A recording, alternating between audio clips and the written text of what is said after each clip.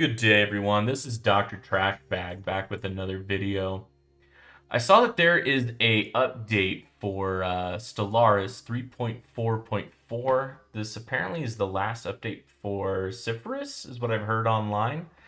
And normally I don't do every little update, but something caught my eye, and it's the automated exploration and automated research are now available from the start of the game rather than being a tech locked. So normally, it's not like in-game tech, but it is something that is between early and mid-game. But if you watch any of my playthroughs, I do play with mods, and one of the mods that I play with is basically giving the automated research. So I know some people really like to make those early game calls with their science ships, but for me, I want to focus on the economy and empire building. So I use a mod that gives me this automated exploration. Um, oh yeah, and then automated research, that's just with your normal tech tree. One thing that I would like for them to consider, a lot of these things that the scientists will find, they tell you what they find, and then you just press OK. Um, so a lot of those things, I'm like, okay, maybe can I turn some of those off because I want to be focusing on empire building. Another one is, hey, we found something interesting. It takes, 90 days to research. Should I do it? I would like something automated to where, hey, if it's less than 2 years, just do it without even asking me. Some other items are they find something interesting, but you have to go to the situation log, click on it, then go where it is, and then tell your science ship, yes, I want you to go to that location and research it. Because by the time you do all that, the science ship has now left that system. I would like those things to just be done automatically. It seems just to be a lot of micromanaging. And one thing that I sometimes don't like about this game is it can be kind of like pop up simulator. So I know some people like that. They want to read everything, and it's kind of like exploration, learning the universe that was created. But for some of us, we would kind of like to reduce the amount of pop ups that we have. So, for example, if you go into options and settings, you can reduce how many pop ups. They just pop up right here instead, and then you can click on them when you're ready to go through those items. But yeah, that's just something that I would like to see in Stellaris, and it to be something that is in the options. It doesn't have to be default for everyone. Okay, so the next item, construction ships now have an automated construction mode, which will automatically build research and mining stations over appropriate deposits. It will not automatically build observation stations, hyper relays, and other constructions. Yeah, that's fine. I think in the grand scheme of things, I'm not building as many of these, but I'm definitely willing to try that out, see how it works. I think early game, you kind of want to be a little choosy with what you're building. But once you get to mid game and on, yeah, just have one construction ship or more, just automating construction so that you don't have to deal with it. Imperial Fiefdom changes. I gotta be honest. I do like the update, but I am not a big fan of owning vassals, having vassals, becoming a vassal. So I don't really deal with it that much. I still feel that the AI is incompetent when you're in a federation or if you are their vassal or you have vassals. So I tend to just make one big powerful empire to take on the end game is how I usually play. But let's see what they did. Maybe they made something a little bit better that can make it more enjoyable. So the Imperial Fiefdom Overlord is now barred from terms that allow it to join offensive wars of their subjects. Okay.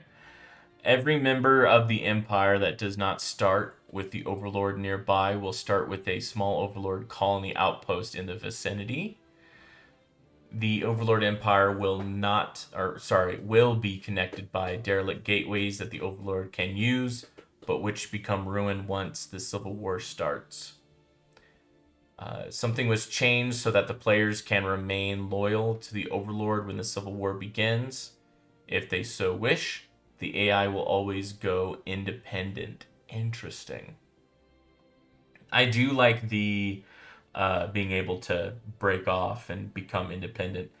How I play, I don't focus on fleet until someone declares war on me, or if I get that little notice, hey, someone can now start to request to be like make you their vassal, or they actually send that request. I'm like, oh, I better increase my, um, I better increase my fleet because I look weak, and now they're starting to pick on me. All right. Next item, add hydrophonic station designation for habitats. This designation removes 2 housing firm habitation districts in exchange for 1 extra farmer job. Yeah, that could be okay if you're low on food. Normally when I play, I don't have issues with food, so uh, I'll just keep that in the back of my mind. Probably isn't going to be a big deal. Planetary Automation will now seek to clear blockers as soon as they need it. It now uses the same formula as the indicator on the outlier. For example, if it's limiting the number of districts, or if there are buildings that could be built by clearing the blocker, or if the planet growth speed is reduced. Previous behavior was only to check the first of those. Okay, so it gave more what if items, which is very important. When I was playing this new Cepheus update, I couldn't get the automation to work, and then I noticed you have to go into your what is it called? Your kind of like sections of your empire, and basically put in money so that they can use to automate your planets. So it does work, but you still have to put in money to your not districts, but it's called something else. I have to look that up real quick.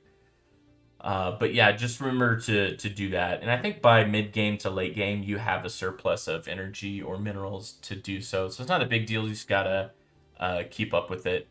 And in my current playthrough, where I'm playing as a devouring swarm and a progenitor hive, I'm getting a lot of worlds because I'm basically eating everyone and also taking their planets. So I have a lot of planets, and I tend to just kind of look at them, do the initial what I want them to do, and then just put it on auto build after that, so I don't have to come back to it. And in this playthrough, I am role playing as the Flood from Halo series. So they're like a fungal race, and they have budding, so there's extra population increase, and they're eating everybody, getting food and society research.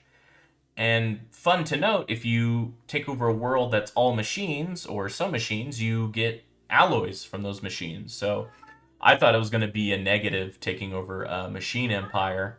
But no, I mean, alloys are decent to grab. So yeah. Sorry, my cat wants my attention. Okay, what's next here?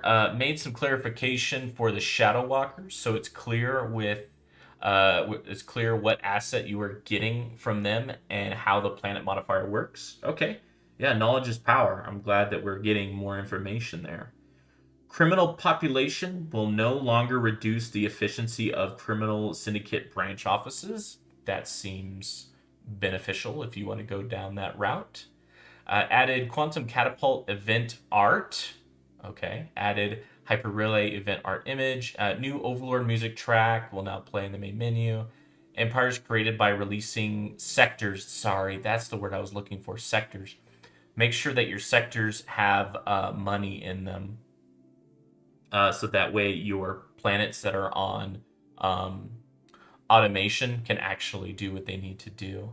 Empires created by releasing sectors or from status quo peace deals now have some starting resources to not immediately suffer deficiency. Well, that's good. Clarification that subjugation war terms only apply to vassals and subsidiaries. The tooltips for resource contribution terms now inform you that they block trade deals for resources involved. The reemployment Sorry, I'm not enjoying. There we go. That's better. Resources will not immediately suffer deficiency. Clarified that subjugation war terms only apply to vassals and subsidiaries. The tooltips for research contribution terms now inform you that they have blocked trade deals for their resources involved. The reemployment center holding now shows when the next zombie will be created. Okay, that's good to know. Spawning pools and progenitor nests are now under the pop assembly build category. Oh, I didn't realize that it wasn't. Okay, well, that's good to know. Added subjugation agreement caps of plus 1,000 and down to negative 10,000. Okay. Refine the Teachers of the Shroud requirement tooltip. Yeah, it's good to know when you are ready to go into the Shroud once again. That was another playthrough that I did where I started with one Ascension perk with the having my Empire as kind of like a psychic Empire. That was a fun playthrough. Yeah, check out my channel, Dr. Trashbag, for those playthroughs if you're interested. Clarification that progenitor hives can only release sectors if they do not have the Devouring Swarm civic. Well, yep, that's what I did there. So apparently the negative if you pick Devouring Swarm while being a progenitor hive is you can't break off your sectors into another empire. But for me and my playstyle, that was not a big deal. So with your progenitor hive getting you those extra bonus with their special ships and having the bonuses with Devouring Swarm, it made for a really powerful empire. It's just no one likes you because you're a Devouring Swarm. But other than that, it's a really powerful playthrough, and I recommend trying it out if you haven't already. All right, what's next? Players will now be notified when their Overlord has built holdings on their planet. Okay. Starbase transit hubs now also fulfill necessary requirement for slaves or non-sapient robots to automatically migrate from planets in the system. Well, that's good. I do like how you can kind of put transit hubs and do other items to kind of help manage your population within your empire because you can get planets that are just overwhelmed with population. And so, for example, if you're playing Devouring Swarm, you're getting a lot of new worlds with no population. So my population can move over and kind of help out with the newer worlds, the newer conquered worlds. Next, the dividend event now specifies which enclave is paying its dues. AI logic for voting on the free migration has been adjusted to more strictly align with the xenophobe ethics. AI 10-year voting cooldown extended to now apply to other diplomatic actions like declaring war. I do like this. I just get really annoyed by all the ding ding dings and items up here. And one of the reasons why I wanted to play a Devouring Swarm because I could just eat all the other empires and not be bothered with politics and stuff like that. So yeah, being able to calm down the AI is definitely helpful. Clarified the tooltip for the strip mine decision. Added a setting to Galaxy setup that permits the disabling of L gates. Oh, that's cool. Look at that little gem almost at the bottom. That's something that I'd like. I mean, I don't know if I would turn off L gates, but maybe if I'm playing with someone new, that might be something interesting. Because I've lost to the L gate before. Like, I'll try a different Empire type, and like it has the potential to be powerful in game, but just was not good mid game. And yeah, I just got stomped by the L gates. Planetary Automation will now build preemptively if there are 0 jobs available on a planet or if there is an unemployed pop that can work a job from the suggested building. This should solve both the case where we shouldn't make specialist jobs for slaves, but also allows us to preemptively build more jobs to allow for auto migration. Yeah, great.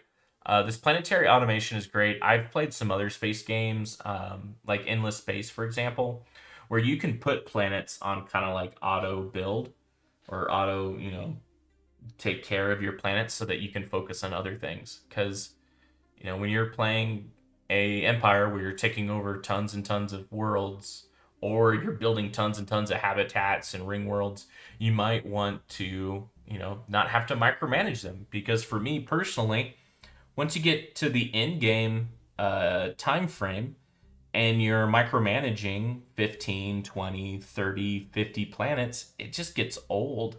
And so it's nice to have this automation. I'm glad that they added that to Stellaris. Really appreciate that. Added an upgrade module for the planetary automation, such that the players can now disable automatically upgrading buildings on their planets. Okay, good to know. I didn't even think of that, to be honest. I'll probably enable that. Might as well automatically update the buildings. Vassal loyalty tooltip and subjugation view now includes full breakdown information. Subjects now informed that they have a minus 50% penalty to diplomatic weight, and nameless hive mind 1, hive mind 2 now features names unique to each ship size, corvette, destroyer, etc. That's good. I like to play hive mind, so I'm interested to see that change. If you don't use consumer goods and conquer a planet with factories on it, they will be removed. Cool. That's great. Balance and bug fixes. You know what? Let's at least read some balance items. Ships now gain 5 XP per day in battle instead of 1. Okay, cool. That's a good update. Because I don't think the XP we really factor into much, but if we're getting ships higher level, then maybe we might notice a difference. Doubled the base unity output of telepaths. Unified effects for Citadel of Faith, auto curating vault and equivalent buildings. The Shroud Walkers have learned their lesson and will no longer teach any fanatic purifiers about the Shroud. Fanatic purifiers will now have to look for another origin. Bulwark Battle Right Aura now provides 0.25% hull regen a day. I forget how much it was in the past. Bulwark Watch Network effects no longer spawns too many armies. Instead, it increases planetary stability by 5. Okay, cool.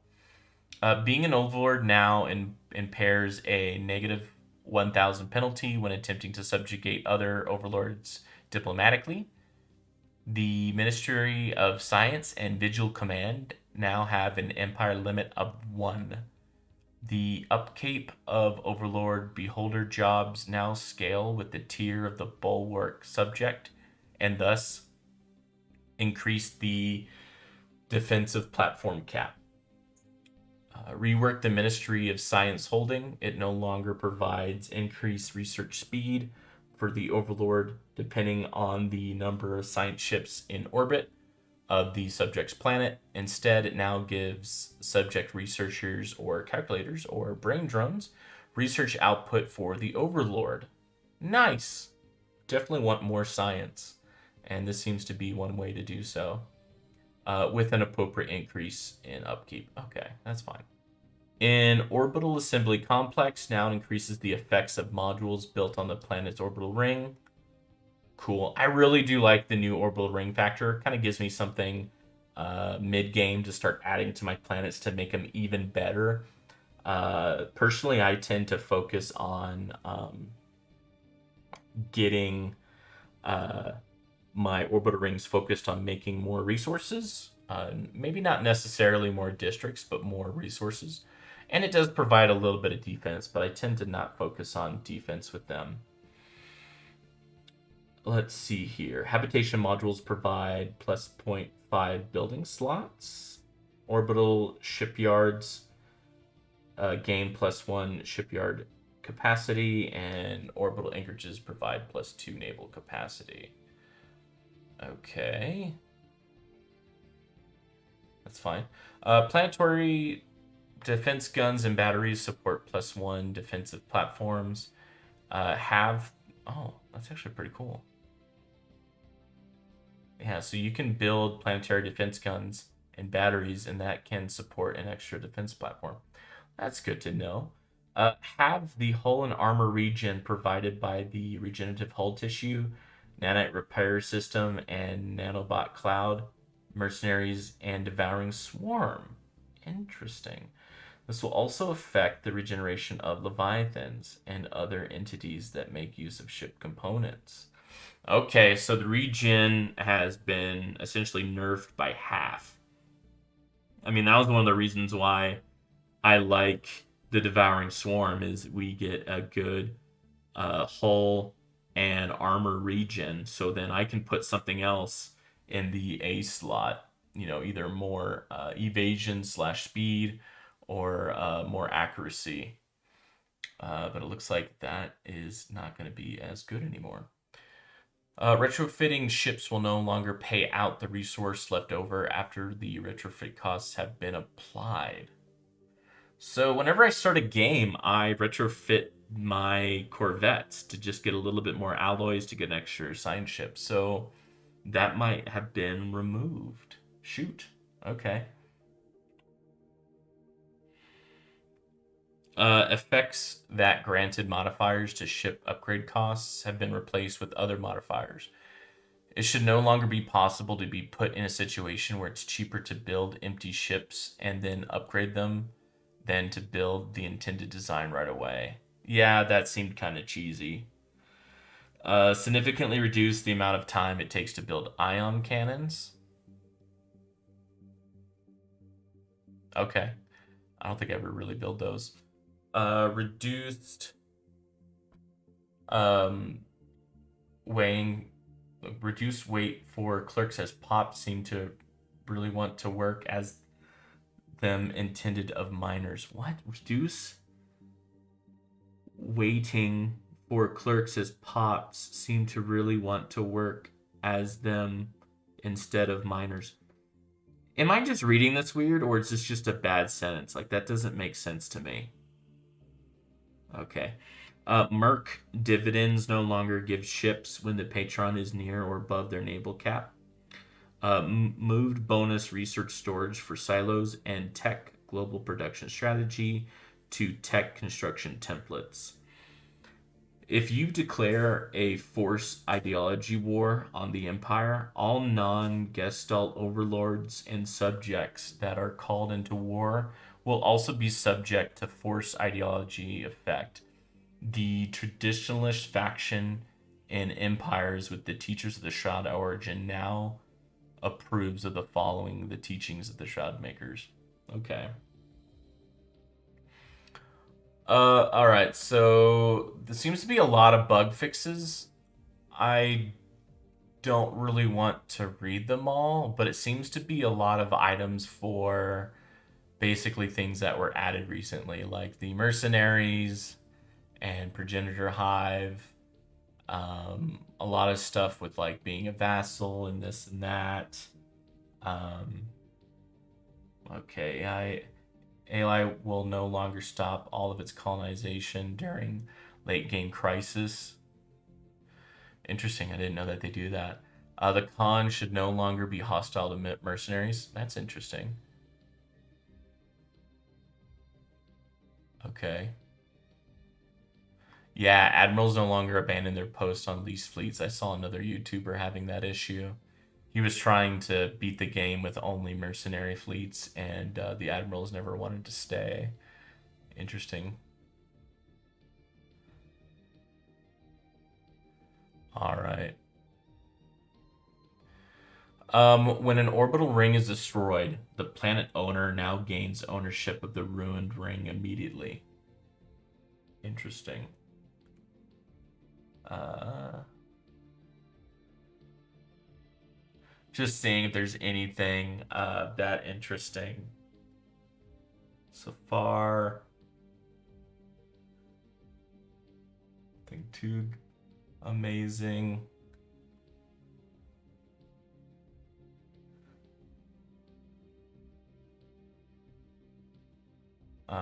Megacorps, fix Megacorps, creating more Megacorps from wars. I've heard that that was an ongoing issue. If you're a Megacorp, you don't want other competition. You just want more empires so that you could put your own special buildings on their planets. So yeah, that's good. I actually have. I created an empire called Geico, being a really good Megacorp, just all about making energy and saving you 15% or more on your empire economy. So that's always in the game, so that way the whole galaxy has a good amount of income due to having a good megacorp there. Looks like some more stability items have been changed and items for modders. I like to play with mods. I mean, if you look over here, I started on a 12 segment ring world. Is it overpowered? Yes. Do I care? No. It looks beautiful, and if I get stuck or kind of crowded in, I have 12 perfect worlds. But because it's a ring world, you kind of have to micromanage your population a little bit in the beginning, or else they just have issues with amenities or having too many workers making amenities. But yeah, getting a little off topic now. But yeah, what do y'all think about the update? I believe I heard someone say that this was the last update for specifically Cepheus. Who knows? They might come out with another one. Paradox might come out with another one. But I got really interested with that first item here because I have always had a mod to do that for me. So I'm glad that they put that. What do you specifically were interested in with this update? Go ahead and write it down below. Let me know. I'll definitely comment back. All right. Well, thank you all. Please like and subscribe if you haven't already. As of this recording, I'm at about 54 subscribers. So every extra subscriber is much appreciated. All right. Y'all have a great day, and I'll see y'all in the next one.